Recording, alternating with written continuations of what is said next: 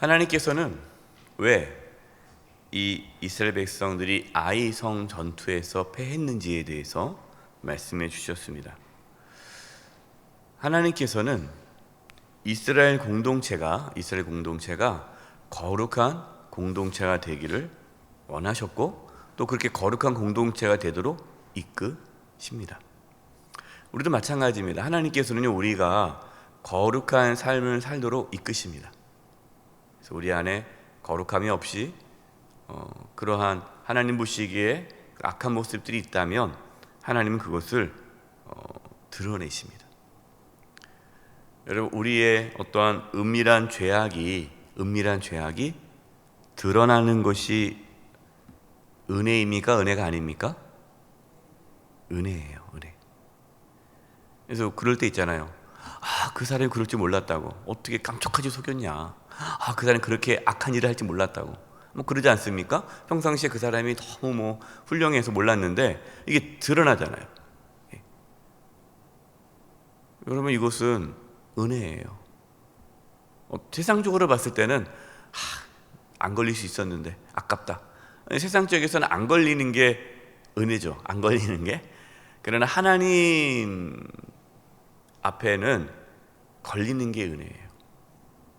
왜냐하면 은밀한 죄가 드러나지 않고 그것이 계속 넘어간다면 그 영혼은 하나님께서 포기한 영혼이에요. 그냥 이제 내어버려 둔 거예요. 이제 거룩함을 이제는 허락하지 않는 거예요. 그래, 그렇게 살다가 이제 하나님 앞에 심판을 받아라 하고 그 은밀한 죄를 더 이상 묵인하시는 거예요. 다윗을 보세요. 하나님은 다윗의 그 은밀한 죄를 덮어두지 않으셨어요. 다윗이 충실한 신하 우리아를 죽이고 그의 아내를 이렇게 범하지 않습니까? 이게 얼마나 큰 죄예요. 근데 은밀하게 진행됐단 말이에요. 하나님께서는 그 죄를 드러내셨어요.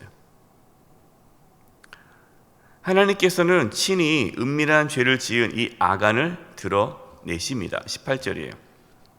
삽디의 가족 한 남자를 가까이 나오게 하였더니 유다 지파의 세라의 증손이요 삽디의 손자요 갈미의 아들이 아간이 뽑혔더라. 하나님은 제비뽑기를 통해서 숨어 있는 아간을 드러내셨습니다.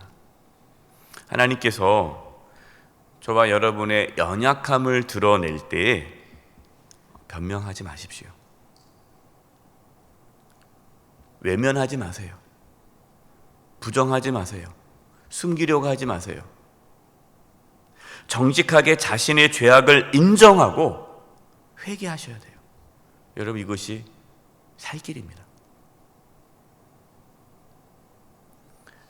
하나님은 우리를 심판하기 위해 죄를 드러내는 것이 아니고 죄를 용서하는 은혜를 주시기 위해 드러내십니다. 자신의 은밀한 죄를 고백하시고 예수 그리스도의 보혈을 의지함으로 죄 용서함의 은혜를 경험하시기 바랍니다. 예수님께서는 저와 여러분의 그 은밀한 죄 때문에 십자가에서 피 흘려 죽으셨습니다. 20절입니다. 아간이 여호수아에게 대답하여 이르되 참으로 나는 이스라엘의 하나님 여호와께 범죄하여 이러이러하게 행하였나이다. 아간은 자신이 범죄한 것에 대해서 말했습니다. 여러분, 그러나 지금 이 아간이 하는 건 회개가 아니에요.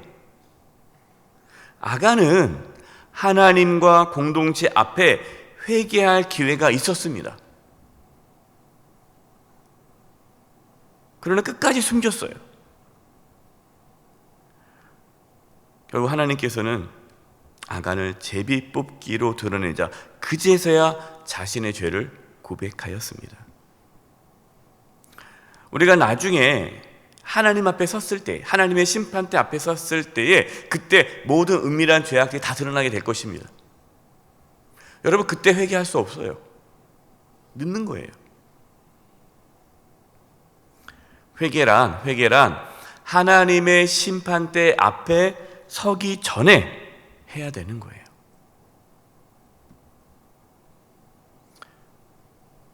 이 세상에 살아갈 동안에 회개해야 합니다.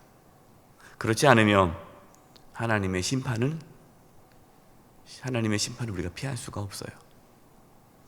21절입니다. 내가 노력한 물건 중에 시나이 산의 아름다운 외투 한 벌과 은 200세겔과 그 무게가 50세겔 되는 금덩이 하나를 보고 탐내어 가졌나이다. 보소서, 이제 그 물건들을 내 장막 가운데 땅속에 감추었는데 은은 그 밑에 있나이다. 아간이 노력한 물건 중에 이 시나이 산의 아름다운 외투 한 벌이 있었습니다.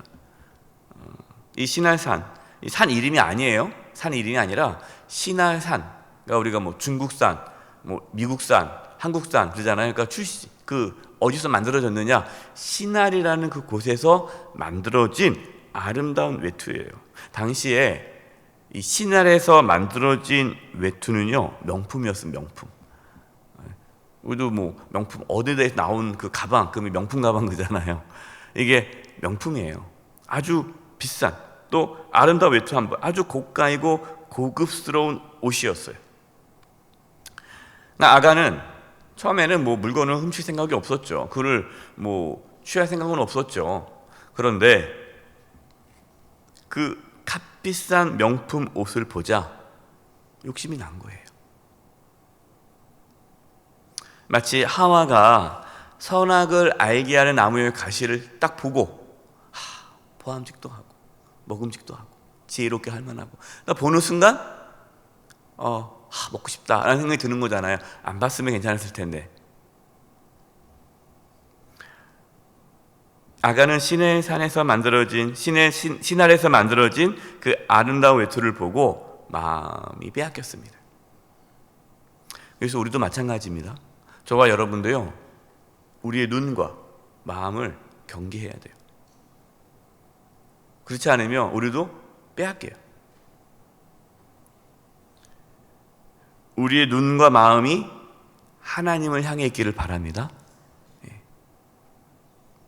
아간은 외투뿐만 아니라 은 200세겔, 또 무게가 20세겔 되는 금덩어리, 은과 금을 보고 또 욕심이 나서 이렇게 가져갔습니다.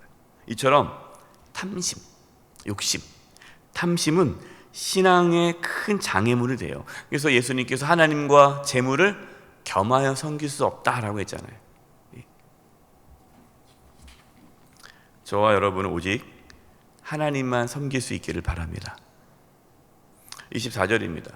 여호수아가 이스라엘 모든 사람들과 더불어 세라의 아들 아간을 잡고 그 은과 그 외투와 그 금덩이와 그의 아들들과 그의 딸들과 그의 소들과 그의 나귀들과 그의 양들과 그의 장막과 그에게 속한 모든 것을 이끌고 아골 골짜기로 가서, 여호수아는 아간뿐만 아니라 그의 모든 가족들, 또 그가 숨겨놓았던 모든 물건을 다 이끌고 아골 골짜기로 가서 돌로 치고 불살랐습니다.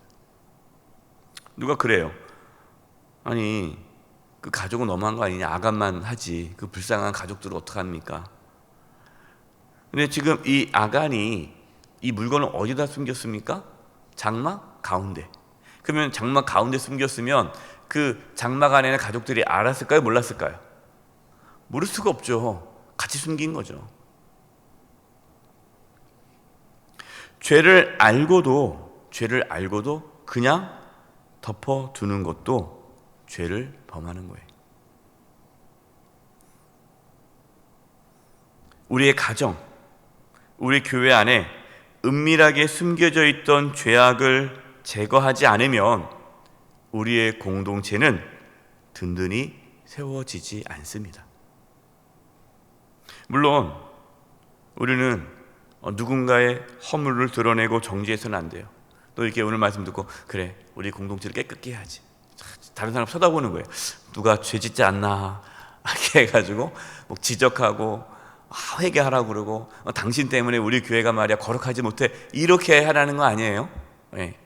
우리가 다른 사람의 연약함을 보고 그러한 연약한 모습을 보면 감싸주고 덮어주고 그렇게 해야죠.